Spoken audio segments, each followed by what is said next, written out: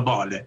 Në këtë forum dori mbledhen për çdo vit së bashku krerët e superfuqive politike dhe ekonomike, kapitenët e industrive, drejtues të financave, si edhe figura tjera shkencore dhe mediatike për të debatuar mbi problemet më urgjente të planetit.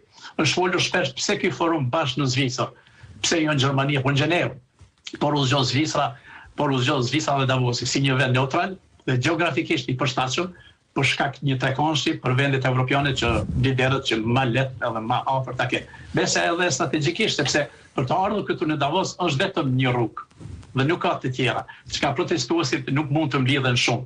Domethënë është gjithçka nën kontroll.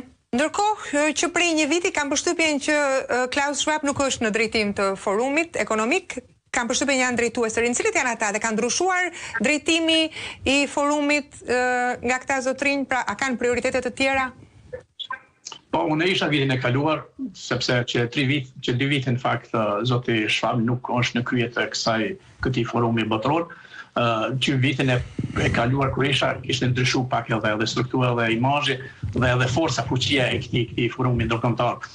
Siç e dini, pas Klaus Schwab, i cili për 55 vite drejtoi forumin ekonomik botror për domethënë ky forum tash ka 2 drejtues të rinj, Andrej Hoffman dhe Bosch Brande, president dhe drejtor ekzekutiv i forumit ekonomik botror.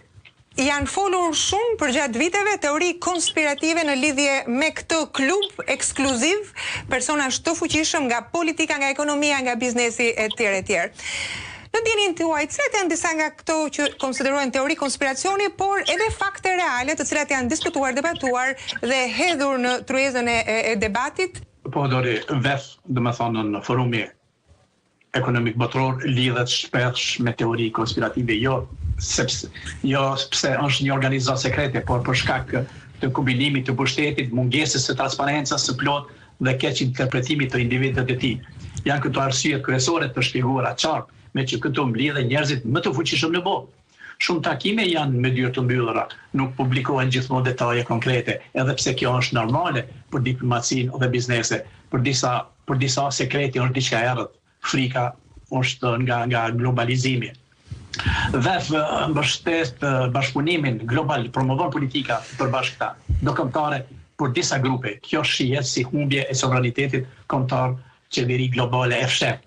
VEF kritikohet nga drejtime të shumta të ndryshme ideologjike, e majta, e djallta, akademik, aktivist, pra secili me arsye të ndryshme dhe të veta.